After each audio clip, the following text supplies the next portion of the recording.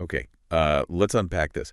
Imagine a world where, the old guard of financial ratings, Hmm. the folks judging banks, corporations, suddenly steps into the wild frontier of decentralized finance. Yeah, it's a convergence many thought may be impossible just a few years back. Exactly. Well, it just happened, and it's definitely sending ripples across both landscapes. It's a real game changer. What's truly fascinating here, I think, is that for the very first time, a major traditional credit rating agency, S&P Global, has actually assigned a formal credit rating to a DeFi protocol. This isn't just some fleeting headline you scroll past. It's more like a flashing neon sign, Right. a signal that the Wild West of crypto is maybe officially being refenced by the traditional financial sheriffs. Huh. Interesting way to put it.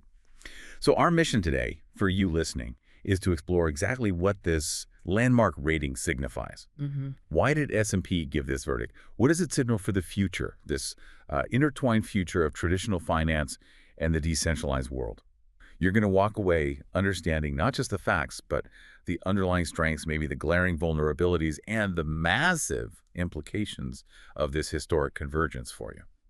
Okay, so with that mission set, the first big piece of the puzzle, who actually got this historic rating, Right. it's Sky Protocol. Mm-hmm. Now, you might know them better by their old name, Maker Protocol, That's the one. and the verdict from S&P Global, a B issuer credit rating.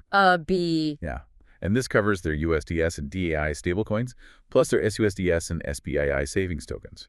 So, quite comprehensive. Okay, so if we connect this B to the bigger picture, that rating places Sky squarely in speculative grade territory. Speculative grade. Exactly. What this really means for you is that S&P sees Sky's financial stability as, well, highly dependent on favorable market conditions. It's definitely not a mark of robust strength. It's a direct highlight of vulnerability. Like, think of it as a weather forecast.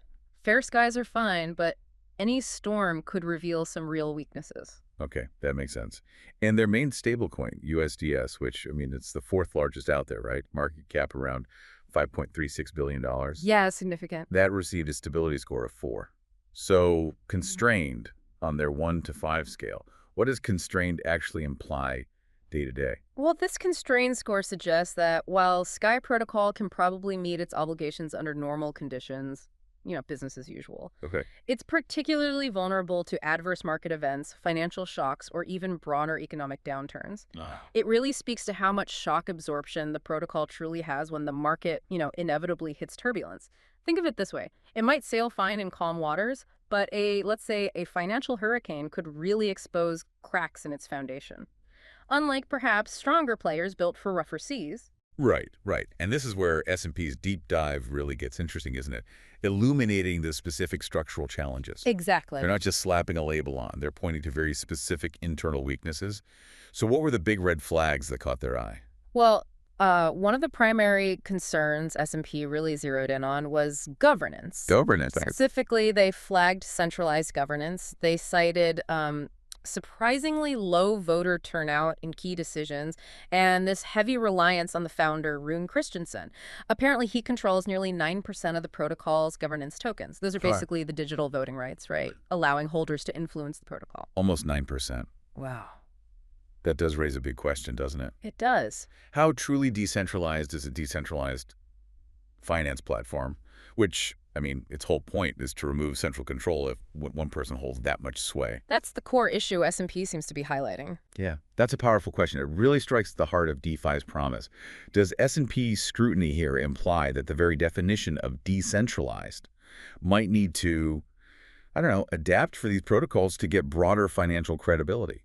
I think that's exactly the implication. And beyond governance, another critical point was weak capitalization. Weak capital. Yeah.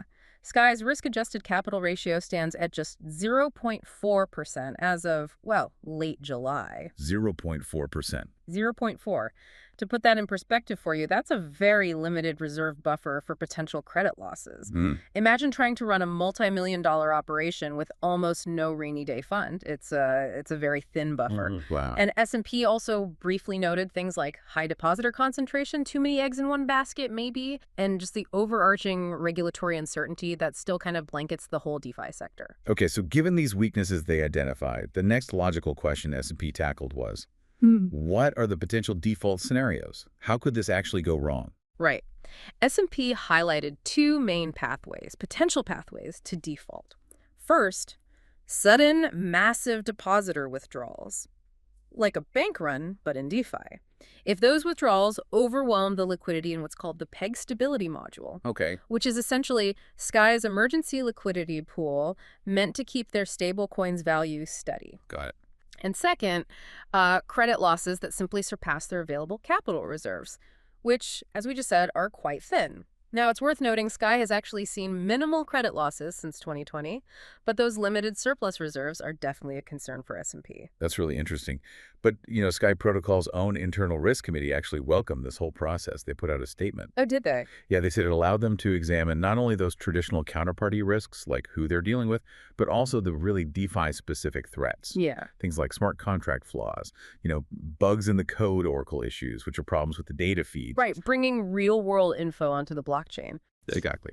Bridge vulnerabilities, so weaknesses connecting different blockchains, and of course those governance vulnerabilities we just talked about. That insight from Sky's team, that actually shows a growing maturity in the space, I think. How so? Well, it's protocols acknowledging, maybe admitting, that they need to look beyond their own ecosystem. They need to adopt some of the, robust risk frameworks that traditional finance has spent decades refining. It's a step towards meeting in the middle. That's a great point. So, okay, with Sky Protocol's rating now on the books, how does its USDS stablecoin stack up against the other big players, like USDC, USDT? Yeah. S&P started looking at stablecoin stability more broadly back in December 2023, right? What do they find there? They did. Well, Circle's USDC, that received a strong score of 2, so indicating greater resilience. Okay, strong. Interestingly, Tether's USDT also received a constrained score of 4, same category as Sky's USDS. Same as Sky. Yeah. And S&P specifically pointed to USDC's notably higher transparency about its reserves as a key differentiator. Transparency seems to really build confidence in S&P's eyes. Transparency matters. Makes sense. Now, this S&P rating for Sky Protocol, it doesn't feel like an isolated incident, does it? No, not at all. It really seems like more and more blockchain-linked institutions are actively seeking out these traditional credit ratings. What do you think is driving this push? And what does it fundamentally mean for this whole intersection of finance and blockchain? I think it signals a growing maturity, like we said, and critically, a real desire for broader legitimacy within the blockchain space.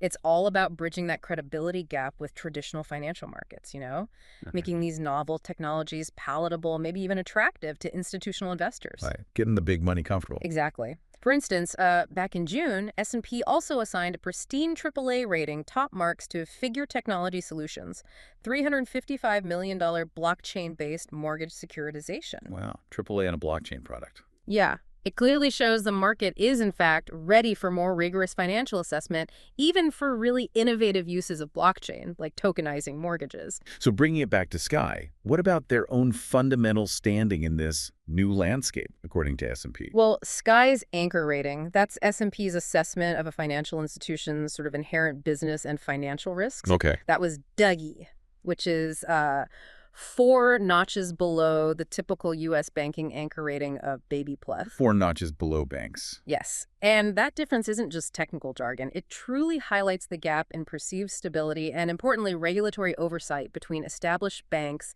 and a DeFi protocol like Sky. This raises a really important question for you, the listener, to think about. As traditional finance increasingly scrutinizes DeFi, how will these decentralized protocols navigate the regulatory headwinds? How will they strive for comparable financial stability in the eyes of these established assessors? That's the multi-billion-dollar question, isn't it?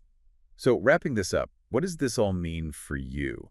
Whether you're deep in crypto or just watching curiously from the sidelines, this first ever credit rating for a DeFi protocol, it isn't just some technical footnote. It feels like a huge, undeniable step toward maturity and deeper integration for the whole decentralized finance space. I agree. It really highlights that the future of finance might just be this powerful, maybe even inevitable blend of traditional financial rigor and blockchain innovation. Absolutely. And ultimately, Sky Protocol's path to improving its score, getting better than B, it hinges on concrete steps, right? Yeah. Truly decentralizing its governance, addressing that founder concentration, and significantly strengthening its capital reserves, getting more buffer. Well, change is needed. Yeah.